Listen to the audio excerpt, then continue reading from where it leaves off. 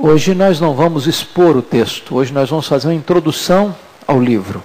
Mas, para que a gente aproveite bem essa introdução, e eu não sei se todos tiveram a oportunidade de ler o livro, ou pelo menos o primeiro capítulo do livro, eu quero convidar os irmãos para a leitura deste primeiro capítulo.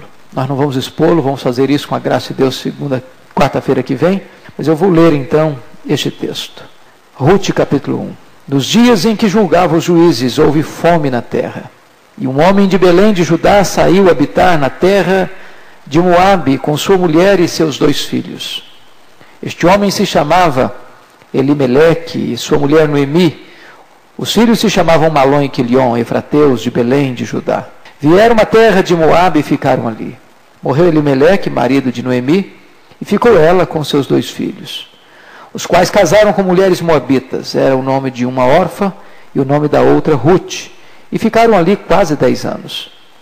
Morreram também ambos, Malom e Quilion, ficando assim a mulher desamparada de seus filhos e de seu marido. Então se dispôs ela com as suas noras e voltou da terra de Moabe, porquanto nesta ouviu que o Senhor se lembrara do seu povo, dando-lhe pão. Saiu, pois, ela com as suas 2 noras do lugar onde estivera, indo elas caminhando de volta para a terra de Judá, disse-lhes Noemi: Ide, voltai, cada uma à casa de sua mãe. E o Senhor use convosco de benevolência, como vós usastes com os que morreram e comigo. O Senhor vos dê que sejais felizes, cada uma em casa de seu marido. E beijou-as. Elas, porém, choraram em alta voz. E lhe disseram: Não, iremos contigo ao teu povo. Porém Noemi disse: Voltai, minhas filhas, porque ireis comigo? Tenho eu ainda no ventre filhos, para que vos sejam por maridos. Tornai, filhas minhas, ide-vos embora, porque eu sou velha demais para ter marido. Ainda quando eu dissesse, tenho esperança, ou ainda que esta noite tivesse marido e houvesse filhos, esperá-los-ias até que viessem a ser grandes? Abster-vos-ias de tomardes marido? Não, filhas minhas, porque por vossa causa a mim me amarga o ter o Senhor descarregado contra mim a sua mão. Então de novo choraram em voz alta. Orfa, com um beijo, se despediu de sua sogra, porém Rute se apegou a ela. Disse Noemi: Eis que tua cunhada voltou ao seu povo e aos seus deuses. Também tu volta após a tua cunhada. Disse, porém, Rute: Não me instes para que te deixe e me obrigue a não seguir-te, porque aonde quer que fores, irei eu, e onde quer que pousares, ali pousarei eu. O teu povo é o meu povo, o teu Deus é o meu Deus. Onde quer que morreres, morrerei eu, e aí serei sepultada. Faça-me o Senhor o que bem me aprouver, se outra coisa que não seja a morte me separar de ti. Vendo, pois, Noemi que de todo estava resolvida a ir com ela, deixou de insistir com ela. Então ambas se foram, até que chegaram a Belém. Sucedeu que, ao chegarem ali, toda a cidade se comoveu por causa delas, e as mulheres diziam: Não é esta Noemi? Porém ela lhes dizia: Não me chameis Noemi, chamai-me Mara, porque grande amargura me tem dado o Todo-Poderoso. Ditosa eu parti, porém o Senhor me fez voltar pobre. Por que, pois, me chamareis Noemi, visto que o Senhor se manifestou contra mim, e o Todo-Poderoso me tem afligido? Assim voltou Noemi da terra de Moabe com Rute, sua nora, a moabita. E chegaram a Belém no princípio da cega da cevada. Então nós vamos meditar sobre esta introdução ao livro de Rute. E eu quero destacar 3 pontos aqui na introdução. Em primeiro lugar, o livro de Rute é uma perfeita história de amor. Certamente o livro de Rute é um dos mais belos romances da Bíblia.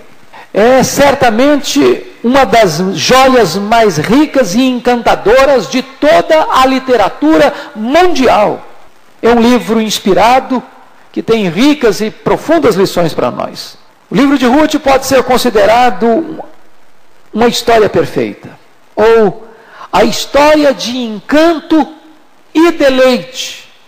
Alguém disse que é a perfeita história de amor.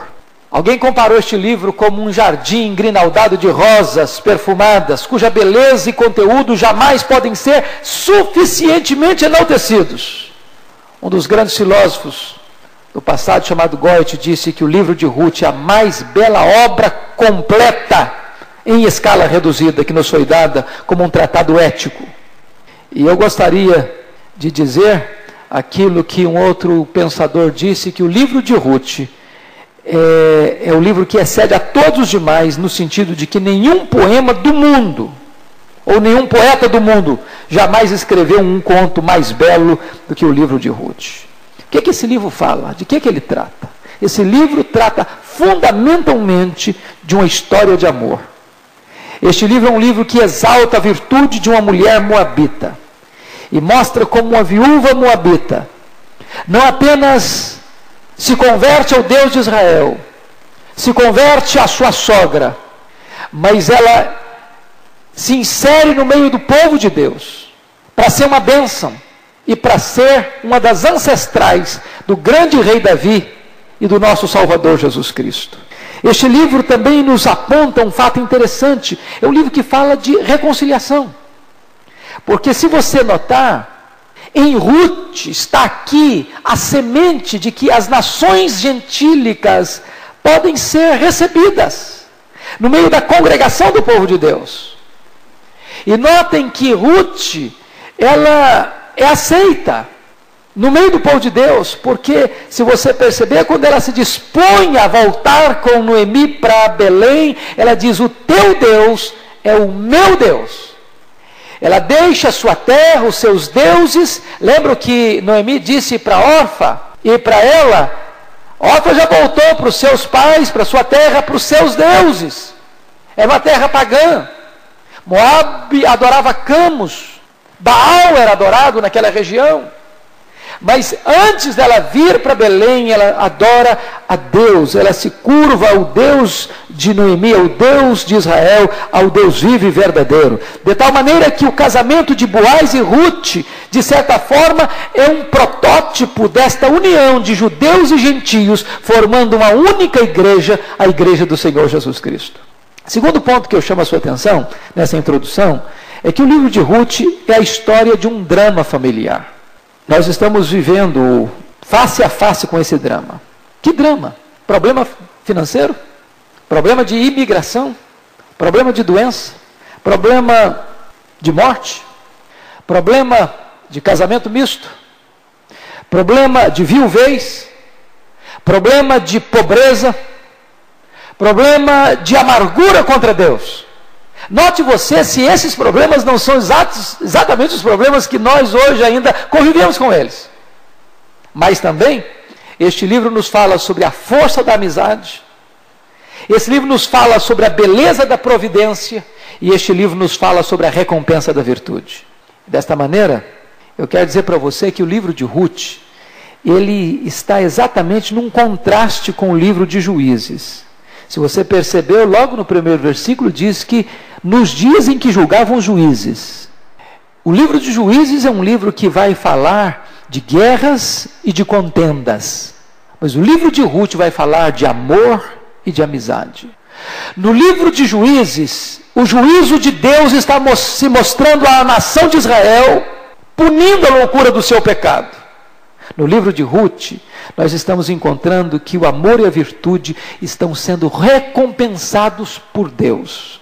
Outro fato curioso aqui, é que numa sociedade dominada pelos homens, os personagens centrais deste livro são duas mulheres que desafiam a crise e agiram com fé na providência divina. Aliás, é um fato curioso. Dos 66 livros da Bíblia, 2 deles têm nome de mulher, né? É o livro de Ruth e o livro de Esther. Ruth foi uma gentia que casou-se com um judeu, e daí veio o grande rei Davi. Ela foi a avó do rei Davi, e foi ancestral do Messias, como está lá em Mateus capítulo 1, versículo 5. Esther era uma judia que casou-se com um gentio. E esta mulher foi instrumento de Deus para a salvação do seu povo, numa hora de crise nacional. Terceiro ponto que eu quero colocar em termos de introdução é a autoria e a data desse livro. nós não temos total garantia de quem foi o autor do livro de Ruth, mas a maioria dos estudiosos creem que o autor deste livro, quem escreveu este livro, o autor certamente é o Espírito Santo que inspirou, mas quem escreveu este livro foi o profeta Samuel. O estilo literário e linguístico é muito parecido com o de Samuel. Há um documento importante no segundo século da era cristã, o Talmud, que indica o livro de Ruth como de autoria de Samuel. Embora Flávio Joséfos vai colocar este livro num período bem anterior a Davi, no período, por exemplo, de Eli. Mas eu creio firmemente que as evidências são muito maiores para nós aceitarmos que quem escreveu o livro de Ruth foi o profeta Samuel, até porque foi no período dos juízes, e Samuel, não obstante, não viu Davi assumindo o trono, mas Samuel chegou a ungir Davi como rei de Israel. Então, eu penso que as evidências, tanto externas quanto internas, nos apontam Samuel como o escritor deste livro. Vamos a alguns pontos para a nossa meditação agora. Primeiro ponto. O livro de Ruth aponta para um tempo de instabilidade econômica, moral e espiritual. O versículo 1 diz que nos dias em que julgavam os juízes. Esse período dos juízes começa com a morte de Josué e só termina com a eleição ou com a nomeação do rei Saul como primeiro rei de Israel. Portanto, um período que demorou aí em torno de 330 a 350 anos. E o período mais turbulento, mais conflituoso, mais doloroso da história de Israel. Não me chamem de Noemi. Noemi significa agradável. Ela disse, eu parti daqui feliz, eu parti daqui ditosa, mas Deus descarregou sobre mim a sua mão. Me chamem de amargura. Eu não quero ter mais, quero mudar de nome. Terceiro problema que essa mulher enfrenta, a terceira crise, é a crise da viuvez. Hoje nós temos que entender esse contexto. Naquela época, a segurança de uma mulher casada era viver com seu marido. A segurança de uma mulher solteira era viver debaixo do abrigo de seus pais. Mas uma mulher viúva, ela ficava num total desamparo na cultura daquela época. E mais, essa mulher está viúva, ela não tem filhos, ela não tem dinheiro, ela não tem pátria. A situação dela é de completo desamparo. E o que é importante entender é que chega o ponto, o quarto ponto que eu quero focar, em que tudo isso produziu nela o quê? Uma revolta contra Deus. Na verdade, Noemi nunca foi seduzida a se capitular às divindades pagãs de Moabe. Durante os 10 anos que ela permaneceu em Moabe, ela manteve-se firme ao Deus de Israel. Só um problema, ela tinha uma teologia um pouco equivocada. Porque ela começou a pensar que toda a desventura que ela estava vivendo na vida era um juízo pessoal de Deus para descarregar a ira dele sobre ela. Sem parar para olhar as coisas boas que no meio da tragédia estavam acontecendo com a sua vida. Isso às vezes acontece com você e comigo. Às vezes nós nos detemos num ponto e começamos a murmurar, e começamos a reclamar, e começamos a nos azedar, e começamos a tornar a vida pesada para nós mesmos. E deixamos de olhar para os detalhes. Preste atenção que Noemi tinha um ponto maravilhoso. Ela casou os seus 2 filhos com mulheres estrangeiras, com mulheres pagãs. Mas essas mulheres foram uma bênção na vida dela. Uma bênção. 10 anos aproximadamente de relacionamento com essas noras e um relacionamento de total harmonia, amizade, compreensão, carinho e amor. Quando ela vai revelar o aspecto que Deus descarregou a mão sobre mim, quer ver uma coisa? Olha comigo aí, o que ela vai dizer no finalzinho do capítulo 1. Ela fala 4 coisas de Deus aí pesadíssimas. Versículo 20 e 21. Porém ela lhes dizia, não me chameis Noemi, chamai-me Mara, porque grande amargura me tem dado Todo-Poderoso. Ela não atribuía ao acaso, não. Ela sabia que Deus é quem dirigia as coisas. Ela não atribuía a Baal, a Camus, não. Ela dizia o Todo-Poderoso. Só que ela está colocando Deus aí, como Deus está trazendo amargura para ela, sem ver também as providências da bondade de Deus na vida dela. Segundo ponto, Ditosa eu parti, porém o Senhor me fez voltar pobre. Então, ela está atribuindo a Deus toda a desventura, todo o prejuízo, toda situação de calamidade que ela está vivendo. Em terceiro lugar, olha o que ela diz, versículo 21, o Senhor se manifestou contra mim. Deus é meu inimigo. Ele é o Todo-Poderoso, mas ele está contra mim. Em último lugar, olha como é que ela entende Deus. Versículo 21, o finalzinho lá. O Todo-Poderoso tem afligido. Ele é meu inimigo e ele está me arrebentando. Ela está revoltada contra Deus. Está amargurada com Deus. Por isso, irmãos, eu gostaria que nós hoje olhássemos aqui, que é o ponto principal da minha palestra hoje. O último ponto, um tempo de aprender a olhar para a vida com os olhos de Deus. Esse livro tem lições magníficas e eu quero destacar nesta noite algumas dessas lições. A primeira delas é que nós vamos perceber o seguinte: a providência do Altíssimo é maior do que a tragédia humana. Eu fico feliz de perceber isso no livro. Você precisa olhar para a vida com os olhos de Deus. Você precisa olhar com as lentes de Deus, na perspectiva de Deus.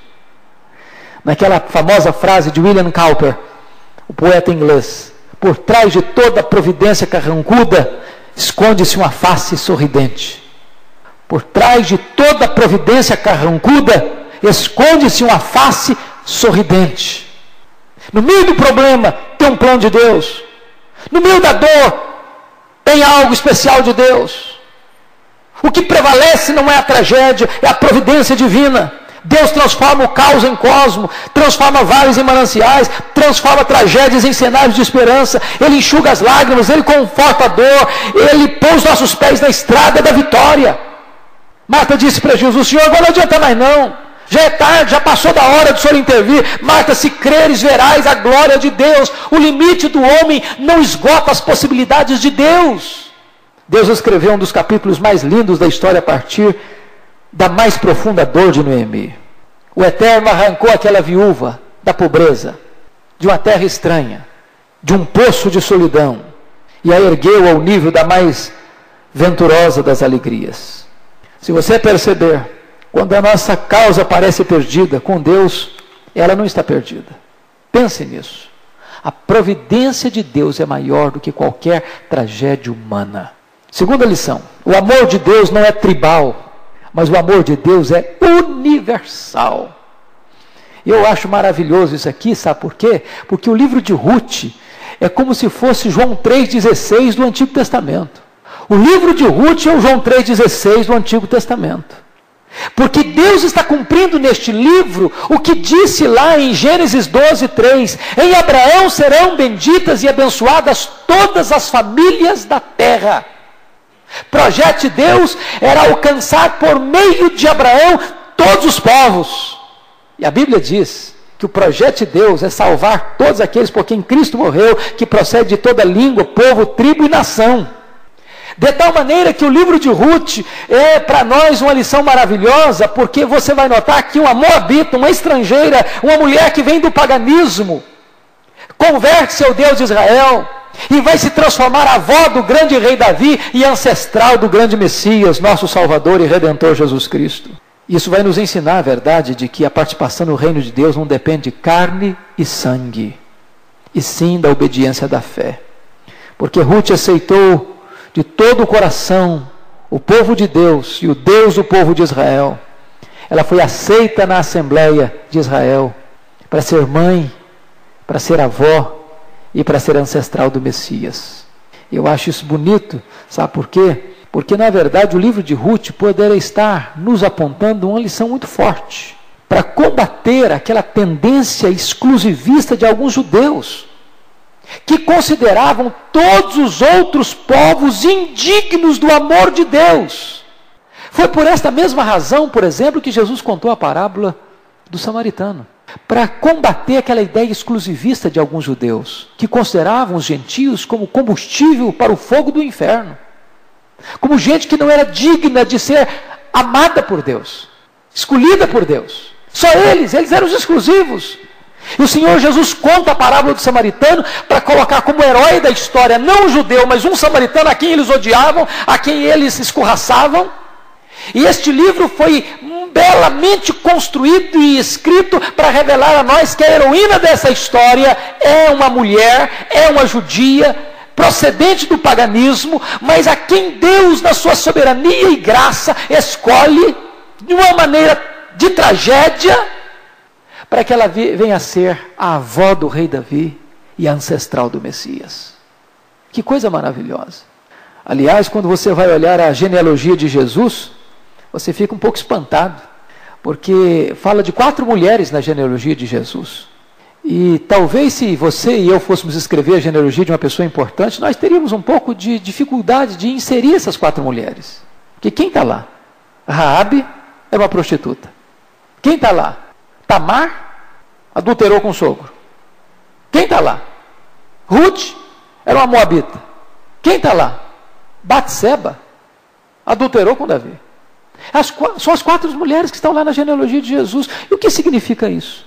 Que Deus pega gente como você e eu, indignos da sua graça, e nos transforma, e nos faz membros da sua família, para que a glória seja dele, somente dele. Isso é algo maravilhoso. Essa é uma das fortes lições do livro de Ruth. Terceiro ponto, terceira lição: o poder do amor é mais forte do que os mais duros golpes da vida. Irmãos, que coisa maravilhosa esse texto vai nos apresentar. O livro de Ruth é um comentário, uma exposição daquela verdade lá de Cantares, que o amor é mais forte do que a morte. Nem todos os rios podem afogá-lo.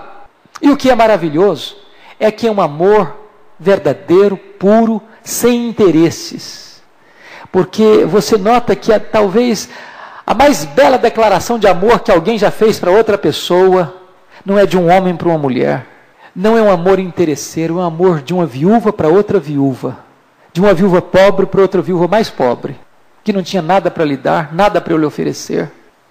Mas um amor que se dispõe a deixar sua terra, a deixar sua casa, a deixar sua parentela, deixar seus amigos, deixar seus deuses, deixar tudo para trás e dizer: onde quer que tu fores, irei eu, onde quer que pousares, ali pousarei eu, onde quer que morreres, ali morrerei eu, e serei sepultado. O teu povo é o meu povo, o teu Deus é o meu Deus. Faça-me o Senhor o que me aprouver, que senão a morte me separar de ti. Amor que se apega, que se entrega, que se doa, que se sacrifica. Quantas vezes, até mesmo no contexto familiar, há muito relacionamento, amizade, carinho e tal, até o momento em que tem um vínculo. Acabou o vínculo, acabou a ligação. Ruth poderia muito bem, depois que o Malom morreu, ela era esposa do Malom, disse: olha, Noemi, agora não justifica mais eu estar perto de você. Vou voltar para minha casa, voltar para a casa da minha mãe. Vou reconstruir minha vida. O amor dessa mulher é um amor que supera os mais duros golpes da vida. Quarta lição que esse livro nos ensina: a amizade é o fundamento sobre o qual os relacionamentos precisam ser edificados. Acho que a amizade de Ruth com Noemi é um oásis no meio do deserto. E para mim aqui está um ponto lindíssimo. Eu acho que Noemi, o relacionamento de Ruth com Noemi, para mim, só isso aqui valeria o livro. Desmistifica um dos pontos mais minados na cultura contemporânea, que é a relação de nora com sogra. Eu não sei se você já escutou isso. Por trás de toda brincadeira tem um fundo de verdade. Então a gente tem que ter muito cuidado com ficar aderindo a determinados hábitos de contar piada, porque por trás de uma piada sempre vem uma alfinetada, sempre vem alguma coisinha para a pessoa não quer dizer de cara, então conta uma piadinha. E a relação de genro com sogra, de nora com sogra, é uma relação hoje minada. Minada. E minada até dentro da igreja. Às vezes as piadas são usadas no púlpito, por brincadeira, e a gente até descontrai. O grande problema é que isso vai descrevendo o que está no imaginário do povo, o que está no coração das pessoas. E Noemi e Ruth nos ensina que uma sogra pode fazer da sua nora uma filha, e uma nora pode fazer da sua sogra uma conselheira. Uma conselheira. Se você perceber, Noemi trata Ruth como filha, chama de filha, cuida dela como filha. Ruth olha para Noemi no sentido de uma mãe que ela precisa prover e quer escutar os seus conselhos e seguir os seus conselhos. O que eu acho maravilhoso nessa amizade é que a amizade de Ruth com Noemi não é apenas na hora da necessidade da crise, porque tem esse aspecto também. Às vezes a crise nos une, mas a fartura nos divide. Como disse um deputado de Brasília, eu nunca vi uma família rica unida ao redor de uma mesa. O dinheiro divide, não une. É muito difícil você ver uma família rica distribuindo a herança, feliz da vida, sem dar uma briguinha. Às vezes aquela que tem arroz com feijão para comer ao redor de uma mesa, come arroz com feijão feliz da vida.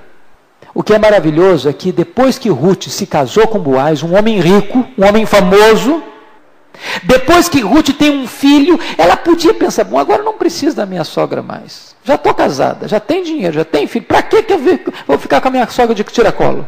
Se você perceber, mais ainda, Ruth se envolve com a sua sogra. Ao ponto das mulheres de Belém dizerem para Noemi, Noemi, Ruth é melhor do que 7 filhos para você.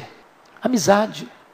Eu creio, irmãos, que essa é uma das maiores necessidades da família hoje.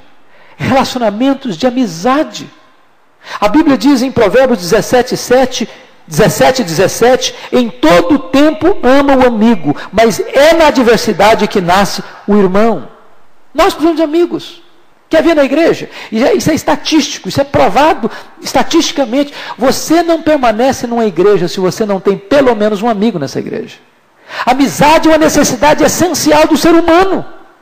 Como você tem necessidade de teto, como você tem necessidade de comida, como você tem necessidade de roupa, como você tem necessidade de proteção, você precisa ter amigos. E nós temos que cultivar a amizade na família. O professor Adalto disse uma coisa aqui que eu achei muito interessante. Ele disse o seguinte, que às vezes nós somos a geração da tecnologia, mas nós não somos a geração mais inteligente. O fato de nós termos muita tecnologia não significa que nós estamos usando nosso raciocínio da maneira mais plena. E ele usou uma colocação interessante, que quando você, por exemplo, está em estado de coma, suas ondas cerebrais estão assim, ó, linha reta. Quando você está assistindo televisão, também as suas ondas cerebrais estão assim, ó, linha reta, igual está de coma. O que está acontecendo hoje? Nós estamos nos isolando. Há famílias evangélicas que se comunicam dentro de casa, um com o outro, pelo telefone celular, onde cada um tem a sua trincheira, o seu quarto, com todos os equipamentos necessários ali dentro do seu quarto, para viver isolado do mundo. Nós estamos vivendo na época em que ninguém tem paciência para bater um papo de 5 minutos um com o outro, mas gasta 2 horas num relacionamento de amizade virtual. E eu penso que o livro de Ruth vai nos resgatar a necessidade de relacionamentos familiares sólidos, com princípios sólidos. Vocês sabem que há alguns anos, Fernando Marcos e Imelda Marcos viveram a vida de muito luxo e riqueza no palácio em Manila. Esse casal, segundo os críticos, roubou bilhões de dólares, depositando-os nos bancos da Suíça. A Imelda Marcos vangloriava-se dos seus 1.500 pares de sapatos. O Ferdinando Marcos era aquele homem famoso, político, esperto, corpo atlético, caçador de leões. Mas como é que esse casal terminou a vida? Com tanto dinheiro. Sabe o que eles fizeram? Ele tinha tanto medo, ele não tinha amigo nenhum, que ele mandou blindar todas as paredes e janelas que davam para a rua no palácio dele. Ele terminou os anos da vida dele trancado dentro do palácio. E o palácio se transformou numa grande sala de UTI. Para tudo enquanto é canto do palácio tinha balão de oxigênio. A cadeira dele era um vaso sanitário adaptado. A cama dele era uma cama hospitalar. E ele morreu na solidão. Tinha dinheiro, mas não tinha amigos. Tinha séculas. Nós precisamos de amigos. E eu estou convicto disso, de que o primeiro ambiente em que nós precisamos de amizade é dentro da família. Da família. Ruth nos ensina isso. Vamos a outra lição. 5ª lição. A generosidade e a conduta irrepreensível sempre serão recompensadas. Irmãos, isso é maravilhoso. Não importa se agora você está passando por uma tribulação. Você está passando por uma crise. Não negocie os seus valores.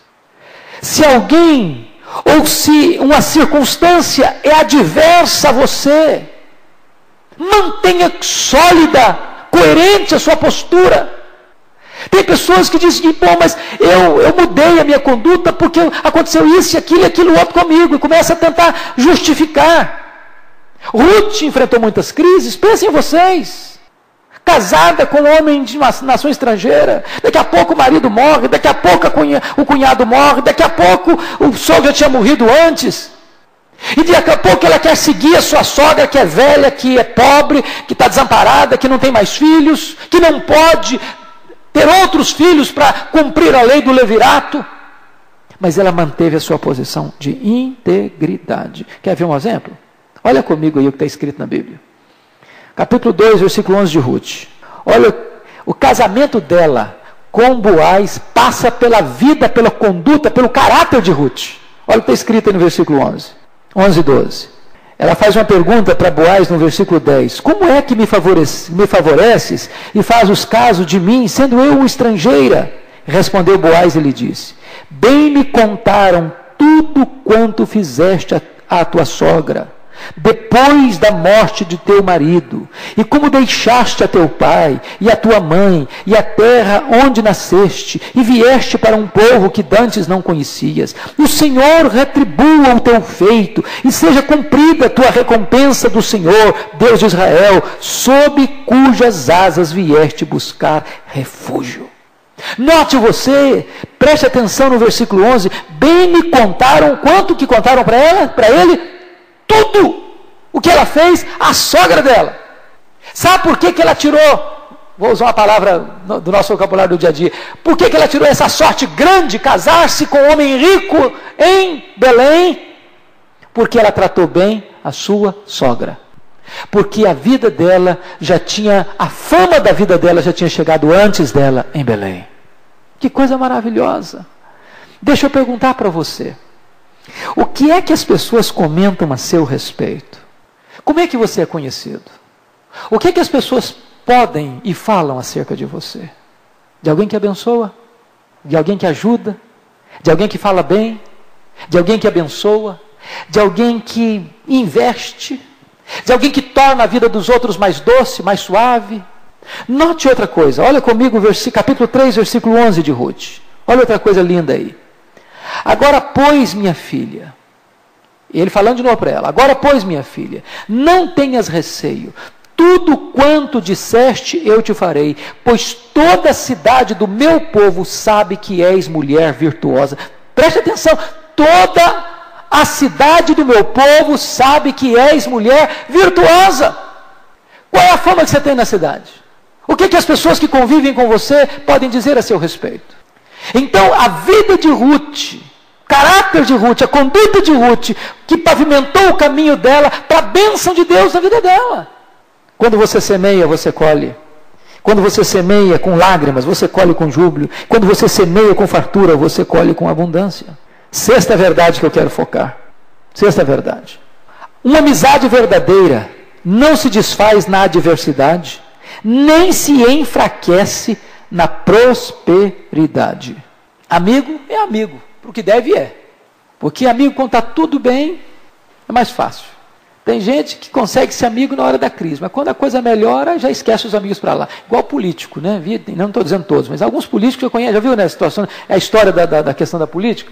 Na época de campanha, te dá um abraço e vem, toma um cafezinho com você, fala com você, etc. Sobe os morros, bate papo com todo mundo, abraça todo mundo, beija todo mundo, faz festa com todo mundo. Depois que se elege, só daqui a 4 anos de novo. Essa não é a amizade do povo de Deus. Note que Ruth é amiga de Noemi quando ela está pobre, desamparada. Ruth é amiga de Noemi quando ela está rica, quando ela está com abastança, quando ela está na crista da onda. Querem ver uma coisa bonita? Capítulo 4 de Ruth. Olha que coisa maravilhosa que está escrita aí comigo. 4:13 a 17. Assim tomou Boaz a Ruth e ela passou a ser sua mulher. Coabitou com ela e o Senhor lhe concedeu que concebesse e teve um filho. Então as mulheres disseram a Noemi: seja o Senhor bendito, que não deixou hoje de te dar um neto, que será teu resgatador, e seja afamado em Israel o nome deste. Ele será restaurador da tua vida e consolador da tua velhice, pois tua nora, que te ama, o deu à luz, e ela te é melhor do que 7 filhos. O comentário das mulheres, que as mulheres comentam, não é verdade? Elas são informadas, elas sabem o que está acontecendo na cidade. E chegaram e falaram, é o comentário geral da cidade, essa mulher te ama, sua nora te ama, e ela é melhor do que 7 filhos para você. Noemi tomou o menino e o pôs no regaço, e entrou a cuidar dele. Olha aí, podia ter ciúme da sogra. A sogra tem espaço na vida dela, na agenda dela, no tempo dela, na casa dela, para estar com o filho dela. Versículo 17, olha que coisa linda. As vizinhas lhe deram nome dizendo, a Noemi nasceu um filho. Olha que coisa fantástica. A Noemi nasceu um filho, e lhe chamaram Obed. Este é o pai de Jessé, pai de Davi. A relação de Noemi com Ruth era tão estreita, que o filho de Ruth era o filho de Noemi, embora fosse neto de Noemi, por causa da amizade profunda de ambas. 7º lugar, quando os nossos recursos acabam, e nos tornamos totalmente desamparados, Deus nos aponta um remidor. Este outro título, esse outro ponto fundamental desse livro de Ruth, que é o remidor. O remidor aqui é Boaz. Boaz é aquele que vai comprar as terras que foram de Elimeleque, que vai resgatar esta família, que vai ser o remidor desta família, que vai ser remidor de Ruth, que vai se casar com Ruth. E nesse sentido, Boaz é um símbolo e um tipo do Senhor Jesus. Nós estávamos desamparados, nós estávamos despossuídos, nós estávamos numa situação crítica, e Jesus investiu em nós, Ele comprou a nós. E diz a Bíblia que Boaz faz este ato de remissão publicamente à porta da cidade, diante de testemunhas. E foi desta maneira que o Senhor Jesus também nos resgatou. Finalmente, em último lugar, as tragédias humanas jamais podem anular os soberanos propósitos de Deus. Eu acho isso aqui fantástico. Eu disse para vocês que a figura central do livro é Ruth. Não é verdade isso. Eu preciso corrigir isso.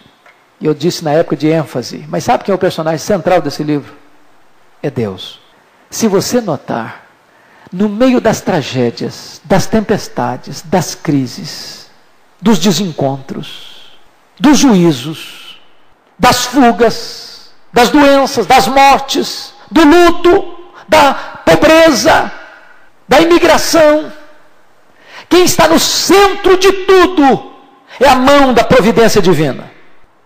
Este livro vai nos mostrar de maneira gloriosa como é que Deus governa, e como é que o plano de Deus nunca pode ser frustrado, mesmo quando nós erramos. E nós vamos ver aqui alguns pontos de erro, ou alguns pontos de crise. Por exemplo, os erros da família de Elimeleque. Eles não deviam ter descido para Moabe. Mas o erro da família de Elimeleque não anula a obra ou o projeto de Deus. Segundo, a decisão de fugir da casa do pão, em vez de clamar aquele que tem pão com fartura, não anulou o propósito de Deus. A morte de Elimeleque, a morte de Malom, a morte de Quilion não frustrou o desígnio de Deus. A viuvez e a pobreza de Noemi não fechou a porta da providência de Deus. A amargura existencial de Noemi não impediu o braço de Deus de abrir as janelas do céu. O casamento de Malom com uma moabita, com uma estrangeira, com uma mulher procedente do paganismo, não frustrou o propósito do Eterno de converter-lhe a alma ao Deus de Israel, de ser avó do grande rei Davi, uma das ancestrais do Messias. Na verdade, no meio dessa noite escura, brilha a luz de Deus.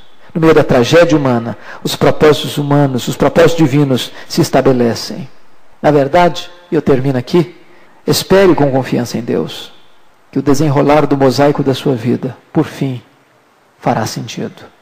Talvez você está olhando agora e só vê o tapete pelo avesso. Aguarda mais um pouco, espere mais um pouco, e você vai ver esse tapete do lado direito, e a beleza nele, e é um plano perfeito, e é um propósito bonito, porque os planos e os propósitos de Deus são eternos, vitoriosos, e nunca podem ser frustrados. Que Deus nos ajude. Amém.